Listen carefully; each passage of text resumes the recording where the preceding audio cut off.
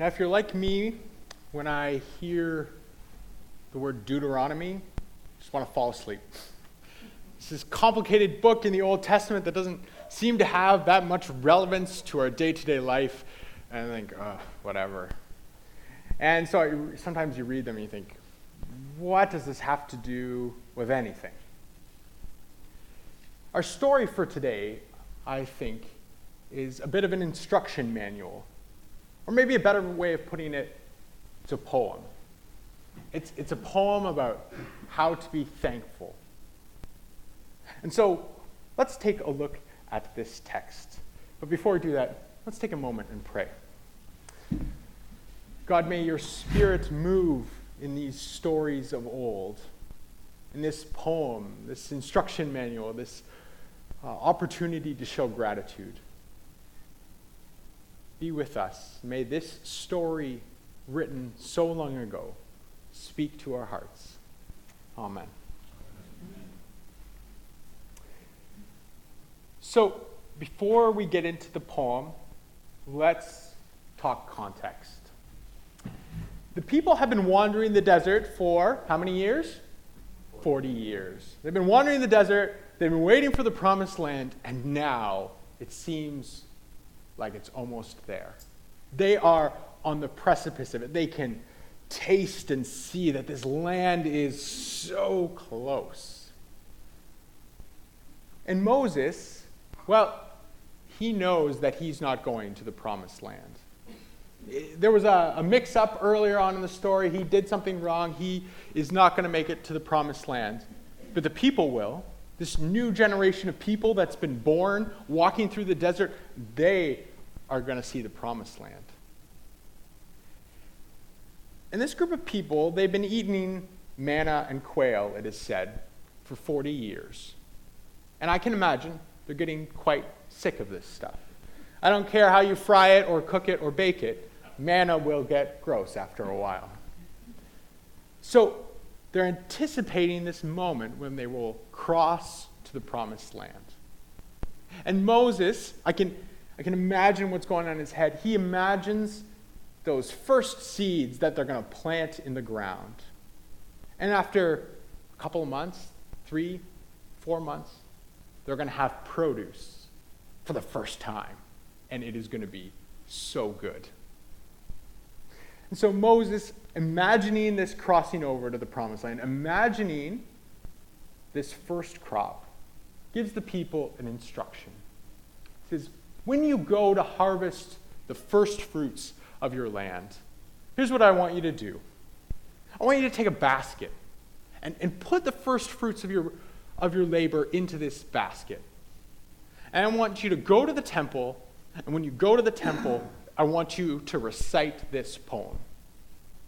So if you're a potato farmer, you put a few of the first fruits of your potato harvest into this basket. If you're a wheat farmer, you take some of the first kernels of wheat, go to the temple with this basket, and then I want you to say this poem. So let's walk through this poem. To do this, I need a volunteer who likes to read.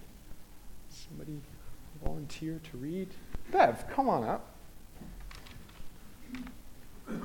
Bev, maybe I'll just get you to stand at the podium so everyone can hear you. And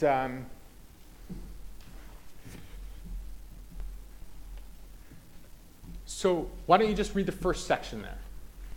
A wandering Armenian was my father. He went down to Egypt and sojourned there. He and just a handful of his brothers at first, but soon they became a great nation, mighty and many. Okay, did you hear it? The sense of ancestry, the sense of place. They know where they've been. How many of you know a certain number of generations back in your family? Anyone want to share? How far back do you know? Yeah, so a couple. You have any, Patricia? Great grandfather? Okay. And do you know roughly what year that would have been in?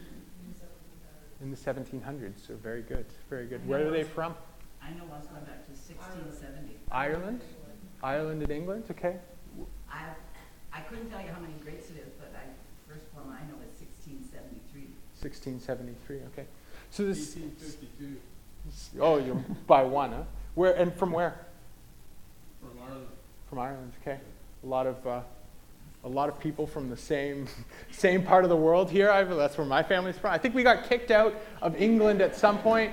I think we were just being kind of like mischievous. So we got kicked out to England and Ireland, I think, or from Scotland, I think, but I don't really know. So all of us have a story. We'll get back to that in a little bit. Next section. The Egyptians abused and battered us in a cruel and savage slavery. We cried out to God, the God of our fathers. He listened to our voice. He saw our destitution, our trouble, our cruel plight. So things were good in Egypt for a time, and then they weren't anymore. They found themselves under oppression of the Egyptian Pharaoh. Now, what I find so fascinating about this is the cries. I don't know if fascinating is the right word. For maybe all of history, there have been people who have been crying out. I think of our Aboriginal brothers and sisters. Such a strong sense of who they were. If you ask them who they were before contact, pre-contact, what will they say? They'll say, well, we lived off this land. We fished salmon in the fall when it came, and we picked berries in the summer. We were a happy people on this land. But then there was contact. There was smallpox epidemics, and there was the epidemic of the residential schools. Right? Cooper Island Residential School, just across the water from here. For them, things were good. And then there was this oppression, this tumult, this toil that came. But the story is not just there, it's other places too. I think about all the people who were ripped off the continent of Africa to cut sugar cane and harvest cotton and be slaves in households. Think of Syrian refugees leaving by the tens of thousands of Syria right now. And in all these instances, no doubt, there was a cry to God. And I believe that God hears those cries. So we have a sense of who we were, a sense of brokenness and destruction. And God took us out of Egypt with his strong hand and long arm, terrible and great, with signs and miracle workers, and he brought us to this place, gave us this land flowing with milk and honey. Now, the miracles that are said to have been witnessed in this story are incredible. 10 plagues, the pillar of cloud and fire, the separation of the Red Sea, the manna from the sky, the water from the rock. These are all instruments of the deliverance of the people out of Egypt. They feel as if God was there the whole time bringing them out. Yeah, there were grumblings, but here they are, delivered from the place that they once were. Okay. So here I am. I've brought the first fruits of what I've grown on this ground you gave me, O God. So here I am. After all we've been through, after all we've seen, after all of our cries, after this great journey out, here it is, the first vegetables from the land. I offer this to you of a recognition of my story and what I've been through. This basket, simple but a beautiful offering. But let's remind ourselves that Moses is not yet in the promised land. He's simply imagining what this moment is going to be like. Not all of us have finished this journey. And so we find ourselves not yet in the promised land, waiting. So I'm going to get your help, Bev, to read back through the story, and we'll just see if we can apply it to our own lives as well. First section. A wandering Armenian was my father. He went down to Egypt and sojourned there. He and just a handful of his brothers at first, but soon they became a great nation, mighty and many. So maybe this is where you are on the journey. Maybe you're just trying to figure out who you are. Your journey began long before you were born. It began with those ancestors a long, long time ago.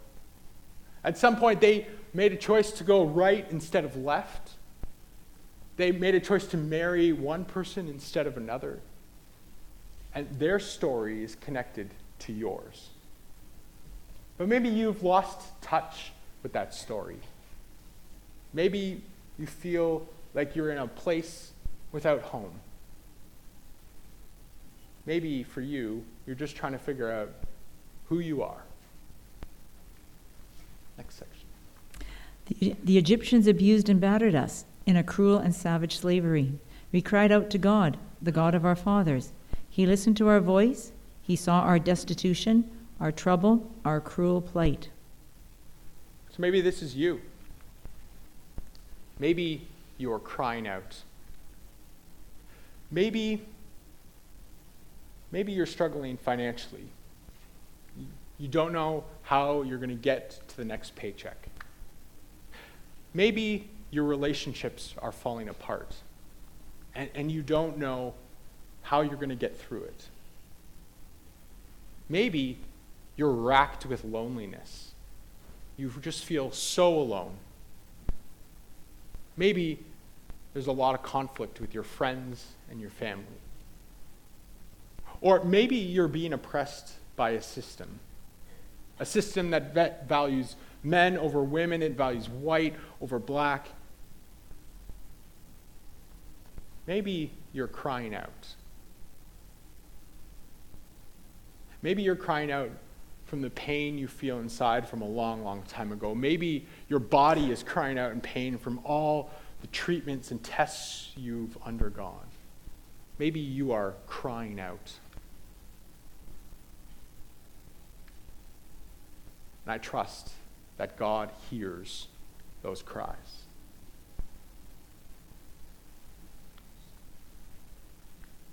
And God took us out of Egypt with his strong hand and long arm, terrible and great, with signs and miracle wonders, and he brought us to this place, gave us this land flowing with milk and honey.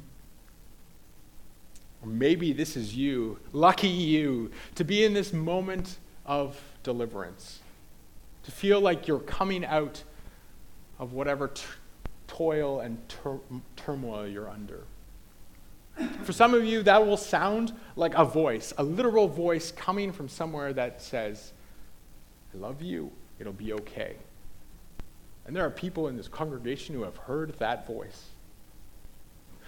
Or maybe deliverance for you will mean a spirit that just seems to fall on you and fill you with peace despite the turmoil around you. Or maybe the Spirit of God will work through somebody who's sitting beside you or behind you, who accompanies you, who takes you out for coffee. And God will work through that. So here I am. I've brought the first fruits of what I've grown on this ground you gave me, O God. Or maybe this is you. You know who you are. You know what you've been through. You know how you've been delivered out of it. And so you're ready to offer. You have your basket. It's got the first fruits of the labor. And you simply say, so here I am. I offer this.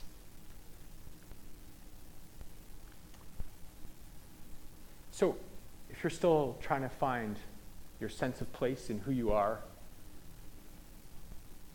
may God give you that sense of identity. If you are wrestling and struggling with life, if you are crying out, may God hear your cries. If you are in the process of being delivered, may the Spirit of God walk with you to freedom. And if you are standing on the footsteps of the temple with the baskets of the first fruit, may you offer them freely. Amen.